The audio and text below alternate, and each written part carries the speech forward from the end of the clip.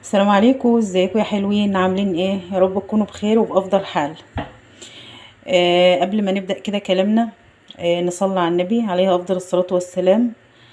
ولسه ما اشتركش في القناة، يشترك ويفعل الجرس بكلمة الكل، طبعا هيشرفني، ويحط لي لايك حلو وتعليق جميل. وبشكر كل فانزاتي على اللايكات وعلى التعليقات الحلوة. النهاردة بقى معانا وصفة ايه؟ هي وصفة اقتصادية خالص، اللي هو عدس بجبة، بس بقى بصلصة الطماطم يعني. ده ربع كيلو عدس، انا نقعته في المية نص ساعة. بعد كده طبعا غسلينه كويس ونقعينه نص ساعة في المية. بعد كده هنعمل ايه؟ حطيناه في الحلة اهو، لسه مولعة عليه. إيه، حطيته في الحلة معلهوش اي حاجة، حطيت عليه مية هيغلي، هنوطي عليه. معانا بقى عصير طماطم، عليه رشة سكر. معانا بصلايه كده كبيره مفرومه، وهريسه شطه، وفص توم صغير، معلقه صغيره توم عشان لسه هنحتاج معلقه تانية في ايه، في الطشه بتاعته. والتوابل ملح وفلفل ورشه كمون.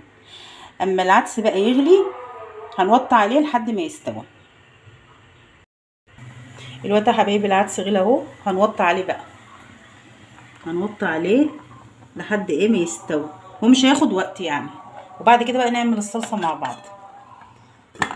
وعاملين بقى كده فنجان القهوة كده.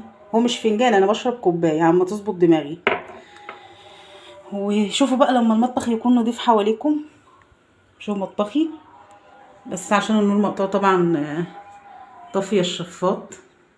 احلى حاجة ان انت بقى تروقي على نفسك كده، وتعملي بقى حاجتك ايه برواق. شوفوا المطبخ زي الفل. دي الحتة دي الاولاد بياكلوا عليها. وهيستوى بقى ونعمل مع بعض ايه. ظبطي بقى. شوفوا ماما بعتت لي الزيتون، بعتلي ايه بدل البلطمان 2. وانا بحب يعني ايه اشارك فانزاتي كل حاجتي يعني. فنظمي كده حياتك زي ما انا منظماها كده، وقفي اطبخي وحاجتك ايه منظمه كده. خلاط عصرة الطماطم اغسليه كده، مش عشان القانون انا بعمل كده، انا على طول بعمل كده. ويخلص بقى العدس ويستوى، ونشطفه تحت الحنفيه شطفه، ونعمل الصلصه مع بعض. الوقت يا حبايبي العدس اتسلق اهوت، بس لازم نغسله من الميه بتاعته عشان ما يغمقش الصلصه. وحطينا الحله على النار، هنحط فيها زيت مش كتير قوي يعني. وهننزل بالبصله. نزلنا بالبصله اهو يا حبايبي. يعني هتصفر بقى كده. ونقوم حاطين عليها بقى ايه بقيه المكونات. خليكم معايا بقى خطوه بخطوه. الاكله ده هتعجبكم قوي قوي. دي بتتاكل بعيش ناشف او محمص. دلوقتي يا حبايبي البصله احمرت اهي، هننزل عليها بهريسه الشطه، ونص يعني معلقه صغيره توم، خدنا ايه نصها كده. هننزل على البصله بقى بيهم. ولو عايزين طريقه هريسه الشطه هتلاقوها على القناه. هتاخد بس فص الثوم، هياخد تقليبه كده مع هريسه الشطه والبصله. هي البصله مش محروقه، هي ذهبي، عشان احنا ما بنحبهاش يبقى فيها قرشه في الاكل يعني. تقليبه بس كده، ريحه الثوم تطلع. ننزل بعصير الطماطم على نقره سكر. هننزل بقى بعصير الطماطم. بسم الله الرحمن الرحيم. التوابل اللي عندنا ملح وفلفل وكمون، بس الكمون رشه. ونسيبها بقى تغلي غلوه كده وتتسبك نص تسبيكه. ننزل بالعدس. الوقت بقى يا حلوين الصلصه غلت اهي غلوتين، هننزل عليها بالعدس.